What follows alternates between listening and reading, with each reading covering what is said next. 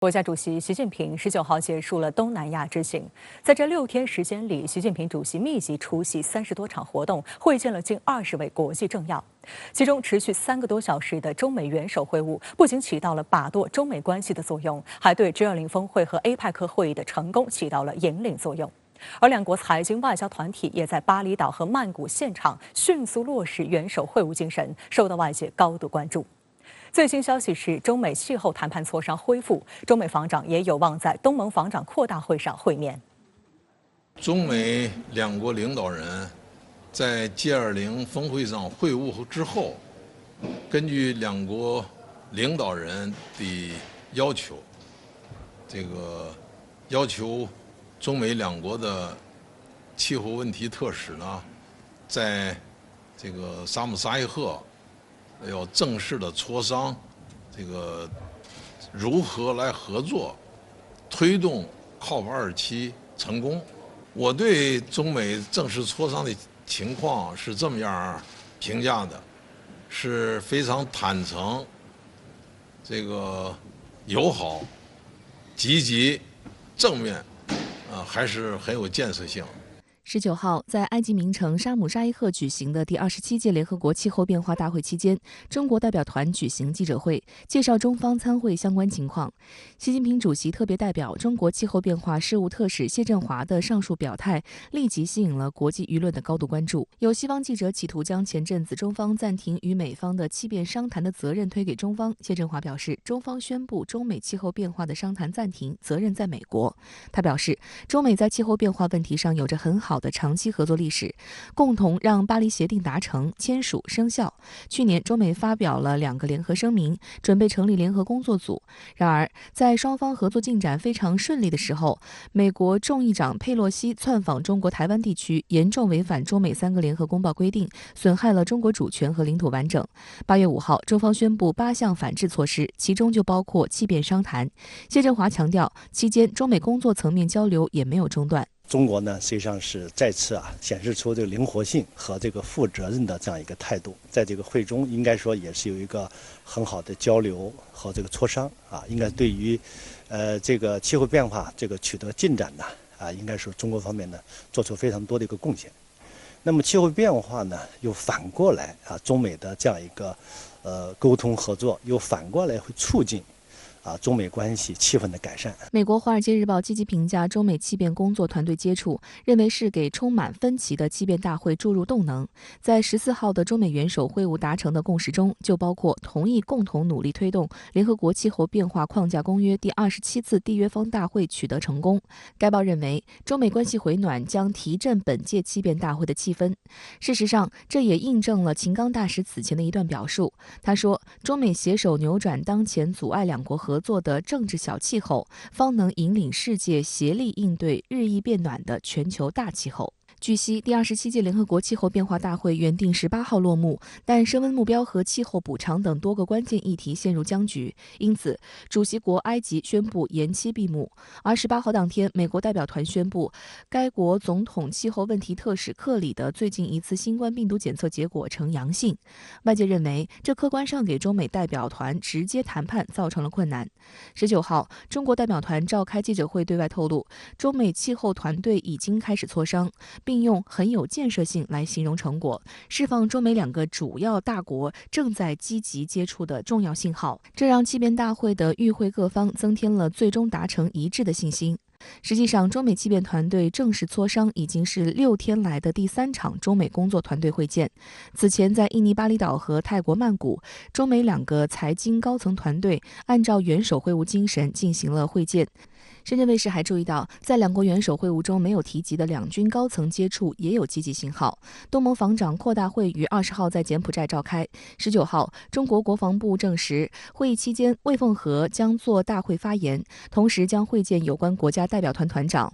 就会议期间魏凤和是否会与美国国防部长奥斯汀举行会谈，国防部新闻发言人谭克飞表示，中方对东盟防长扩大会期间与美方进行交流持积极开放态度，双方有关部门正就此保持沟通协调。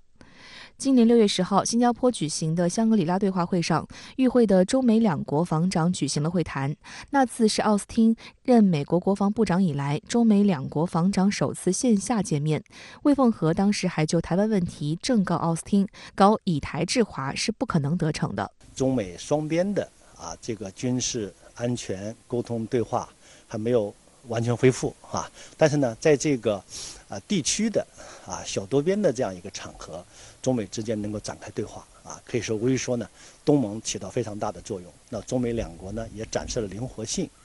利用这个论坛开展这个对话交流和合作这个实际上是给地区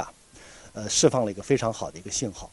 中美双方呢都希望稳定这个两国的关系。19号，习近平已经结束外访行程回国。中共中央政治局委员、国务委员兼外长王毅在向随行记者介绍此访情况时表示，党的20大胜利召开后，中国特色大国外交踏上新征程。6天5夜里，习近平主席密集出席30多场活动，既运筹多边外交，又引领双边关系；既密切大国互动，又深化南南合作；既阐释中国之志，又回答世界之问；既提出宏大倡议主张，又宣布务实行动举措，内涵丰富，影响深远。王毅总结此访取得了5大成果，包括阐释治国理政方略，昭示中国光明前景，引领全球治理方向，擘画亚太合作蓝图，把舵中美关系航向，展现大国应有担当，树立睦邻友好标杆，打造命运与共典范，开展密集峰会外交，拓展全球伙伴关系。王毅表示，习近平主席此访实现了20大后党和国家最高领导人出访的开门红，有力提升了我国的国际影响力和话语权。习主席的这次出访，一连串的卓有成效的建设性的外交活动，可以说给这个中国和地区相关的国家中美关系给国际社会注入了非常强大的一个信心和这个正能量我想呢，这次这个密集的外交之后中国的对外环境会进一步改善，跟相关重要国家的关系会进一步的提高为下一阶段呢推进中国式的现代化提供一个呢更好的、更具有建设性的一个国际环境的保障。17号，习近平在泰国曼谷举行的 APEC 工商领导人峰会发表书面演讲，中国式现代化成为重要关键词。英国广播公司曾在报道中把中国式现代化称为全新的政治语码，认为其是解码中国未来发展的关键。APEC 参会者之一、世界经济论坛创始人兼执行主席克劳斯·施瓦布在接受 CGTN 专访时说，全球化仍然是大势所趋，世界无论如何都将更紧密联系在一起，但全世界都需要面对转型的现实问题。I respect China's achievements, which are tremendous over the last over 40 years since the opening up and policy and reform policy came into action. I think it's a role model for many countries, but I think also we should leave it to each country to make its own decision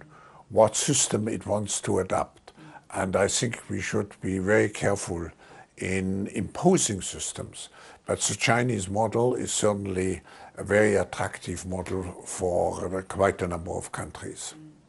日前，多家外媒报道称，美国正研究与台当局联合生产武器，预计将于2024年开始具体落实。对台军售问题一直是影响中美关系、威胁台海和平的敏感问题。近年来，在美国强推印台战略的背景下，对台军售的模式也不断转变。那一旦美台联合生产武器，势必对台海和平稳定造成严重影响。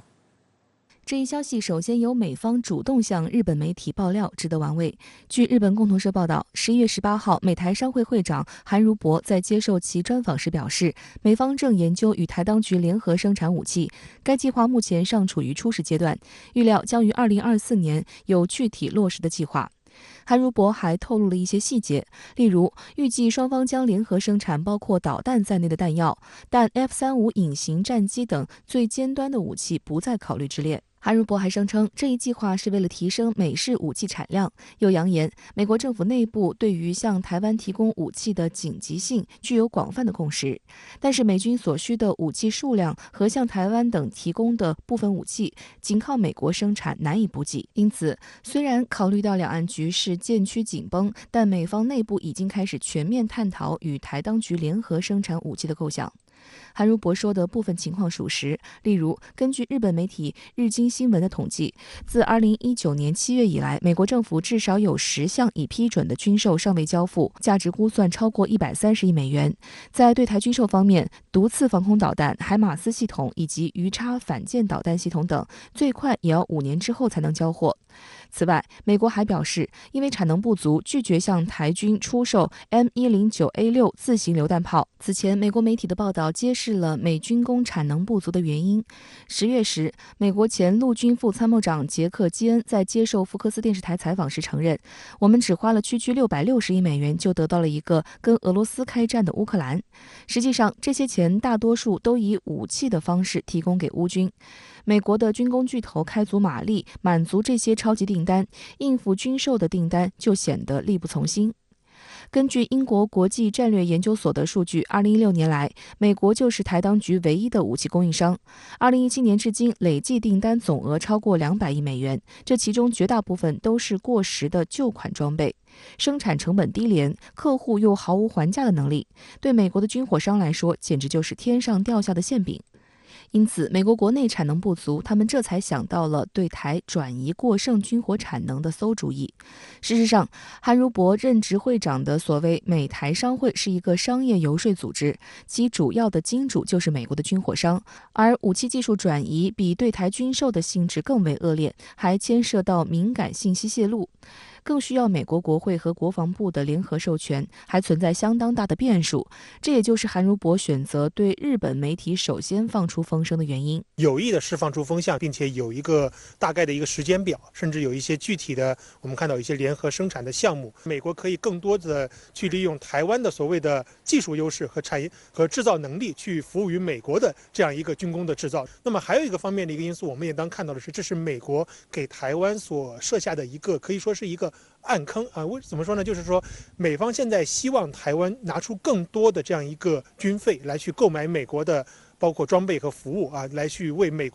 台之间的军事的交流去买单。值得注意的是，11月14号，台湾地区领导人蔡英文与智库机构美国进步中心主席达修尔一行见面。蔡英文感谢美国政府批准对台军售，以及在台海执行所谓航行自由任务。自拜登政府上任以来，已经6度对台军售。日前，台防务部门公布，本月与美方签署金额157.6亿元新台币，约合36亿元人民币的远程预警雷达系统第3阶段后续维持案，美方将提供为期5年的后勤与支援服务。据台湾雅虎奇摩新闻网曝光，所谓的远程预警雷达系统交易，表面上是台湾方面花钱，请美方替台湾维护和保养雷达。实际上，这座建在新竹乐山山顶、耗资400亿新台币的铺路找雷达，台湾方面只有掏钱的份，使用权完全在美方手中。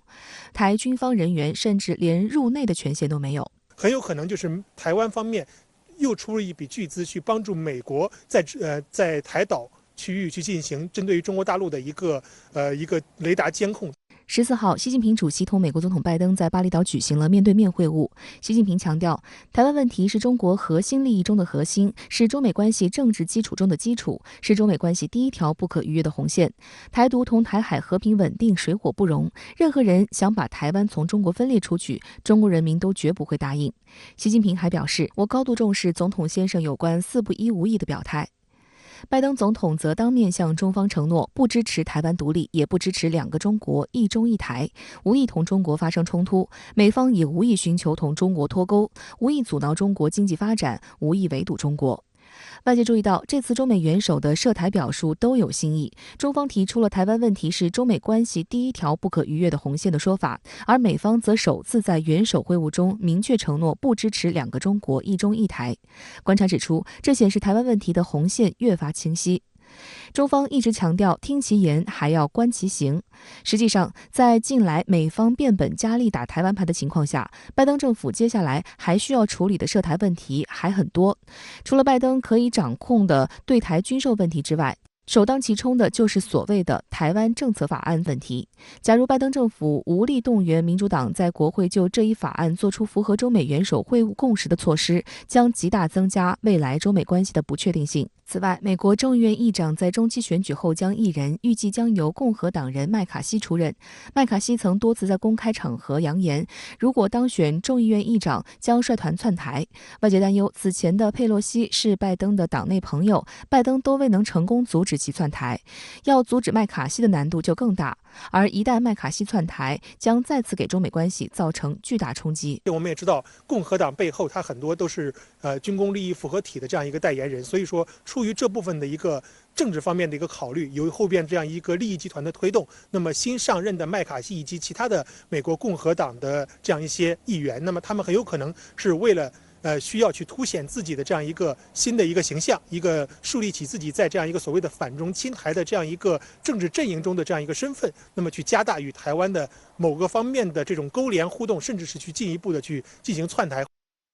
值得注意的是，在 G20 峰会和 APEC 会议以来，国际社会也嗅到了一些新的风向。澳大利亚总理阿尔巴尼斯18号对媒体公开表示，全面与进步跨太平洋伙伴关系协定，也就是 Cptpp， 是被公认的国家之间签署的合作协议，而台湾不属于此类。他现在也是以一个经济体的身份参加 APEC。阿尔巴尼斯强调，澳大利亚两党均支持一个中国政策。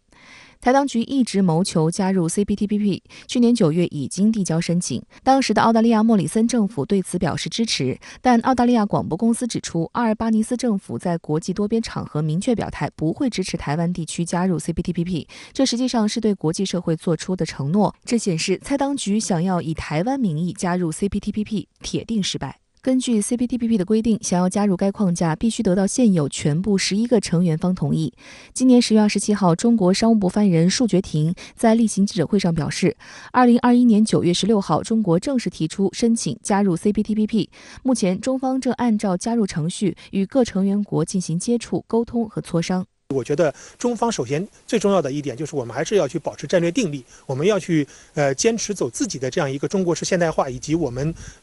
以我为主的这样一个国家统一进程的这样一个道路。好，相关题马上来连线特约评论员吴卫，吴先生你好。台湾防务部门日前公布，台美双方已在本月签署了金额高达157.6亿元的远程预警雷达系统第3阶段后续维持案。国台办发言人马晓光日前发出质疑，称这笔钱用来改善民生、发展经济，不比白白送给美国人强吗？那您对此有何观察？是的，同迪，157.6亿新台币折合36亿人民币，约5亿美元。实话实说，作为一笔军费而言，这不算是什么天文数字。但对于广大台湾老百姓而言，这每一分钱都是他们辛辛苦苦的血汗钱，花在民生领域就是一大笔钱，扎扎实实的好处啊。马晓光一针见血点破了台美军售最大的逻辑矛盾，那就是台军真的需要这些武器装备吗？倘若两岸围绕9·2共识相向而行，台湾方面又怎么可能会需要将自己武装到牙齿，为一场本不该发生的战争枕戈待旦呢？这其实是一个非常现实的问题。当两岸都不希望兵戎相向的时候，到底是谁在搅局？台海的和平稳定环境究竟是谁破坏的？谁又能从台海局势的日趋紧张中讨到便宜呢？我想答案与逻辑一直非常清晰。美国不希望看到一个一家亲的两岸，不希望看到中华民族汇聚在一面旗帜下，携手走向伟大复兴。台独分子就是他们的前线木偶。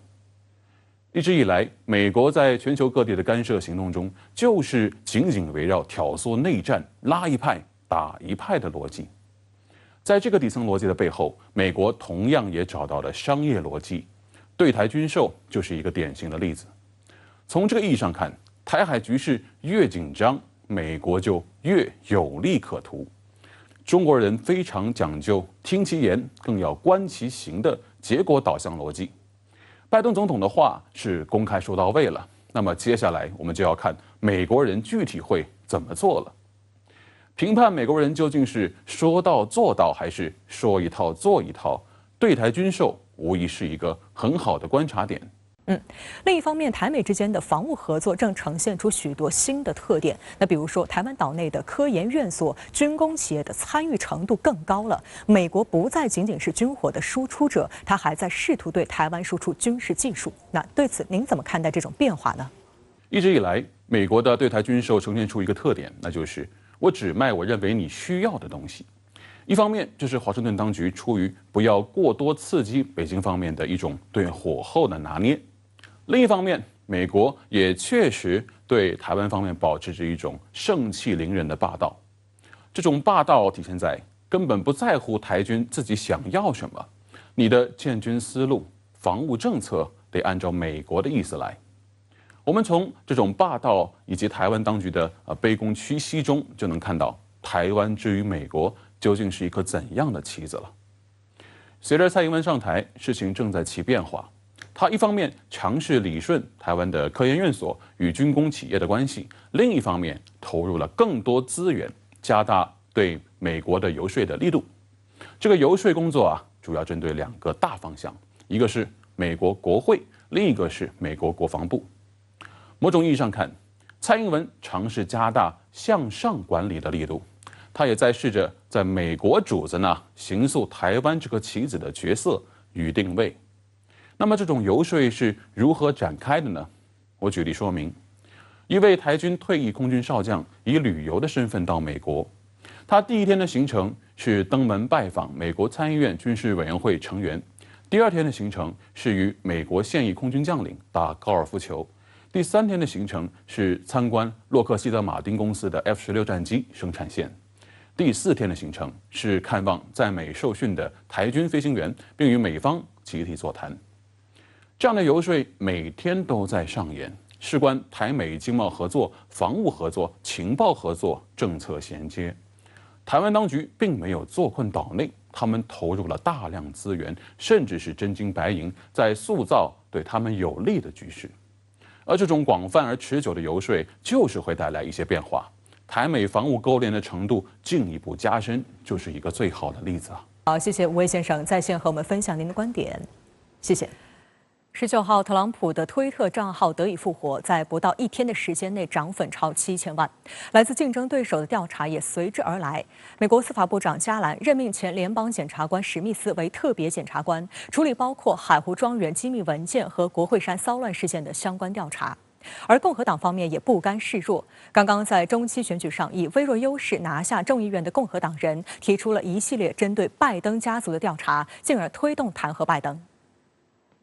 特斯拉 CEO 马斯克在收购推特后不久就发起了一项投票，问网友是否应该解封特朗普的账号。最终投票结果显示，51.8%的网友投票选择了支持。马斯克19号发文宣布，人民已经发声了，特朗普将解封。这一消息引发美国社交媒体狂欢。特朗普推特账户在重生后出现现象级涨粉，在约24小时内已经获得超过7000万粉丝，直逼2021年1月8号被封禁之前的8800万粉丝规模。但是特朗普本人却表示对此没有兴趣，他还说：“我看不出有任何理由重返推特，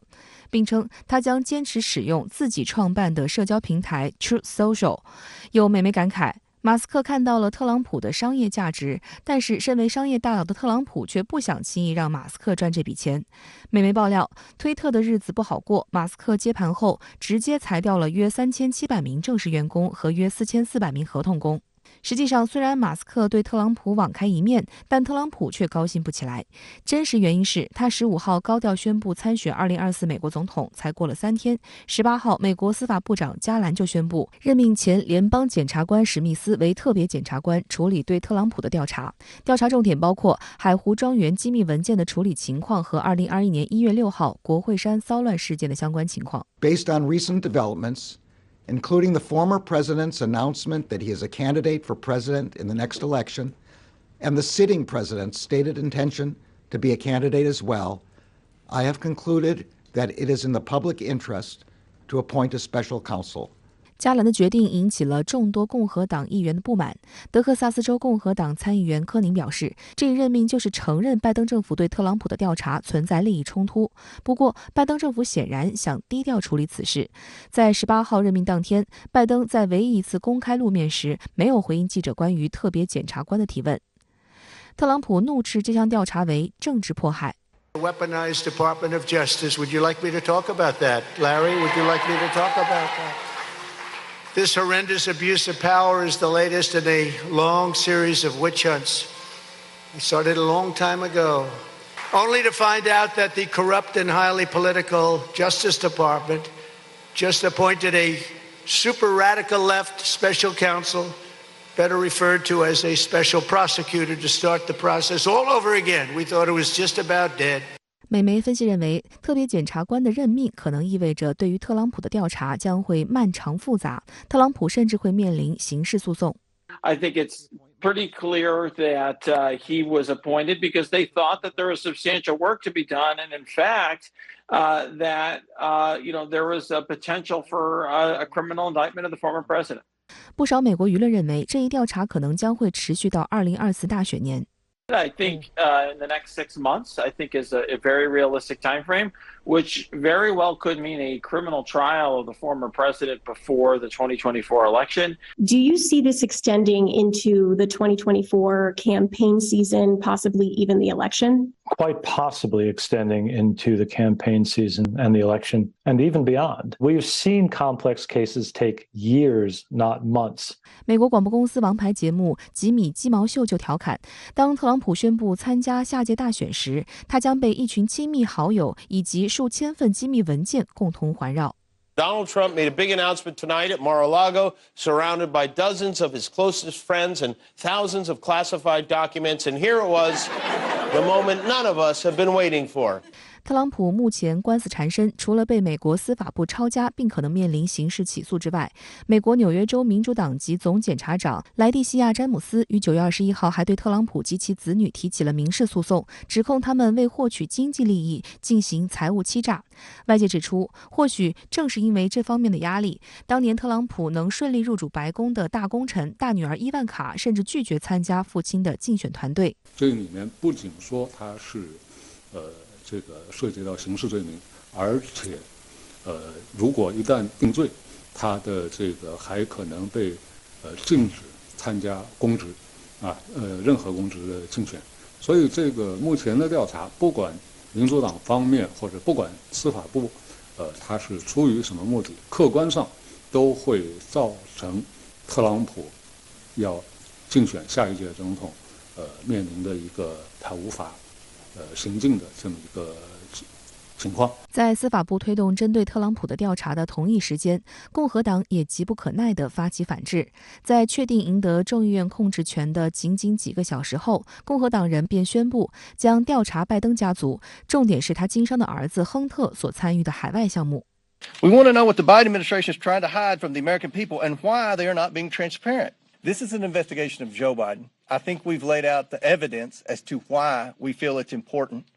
and we're going to move forward with that. We're going to do a lot of investigations. We're going to do a lot of probing, and that's going to be a priority for this committee. 其实早在拜登竞选总统时，他的爱子亨特就被共和党议员盯上了。据美媒报道，亨特·拜登的笔记本电脑及金融交易和税务信息被反复研究。有参与此事的共和党人表示，他们发现了拜登家族串谋诈骗美国、电汇欺诈、违反外国代理人登记法、洗钱、逃税和其他犯罪的证据。还有共和党内重磅议员声称，虽然交易都是通过亨特来进行，但拜登才是幕后大佬。Whistleblowers describe President Biden as chairman of the board for these businesses. He personally participated in meetings and phone calls. Documents show that he was a partner with access to an office. To be clear, Joe Biden is the big guy. 好，相关题马上来连线特约评论员陈斌。陈先生你好。美国中期选举后，前总统特朗普宣布参加2024年总统大选。美国司法部马上任命特别检察官调查特朗普。那您认为这是民主党阻截特朗普大选的行动吗？主持人好。虽然美国司法部呢是拜登政府所属的一个部门，具有较大的独立性，但是呀，不管独立程度如何，司法部长是政治任命，最终呢要为总统服务，得听从白宫的指令。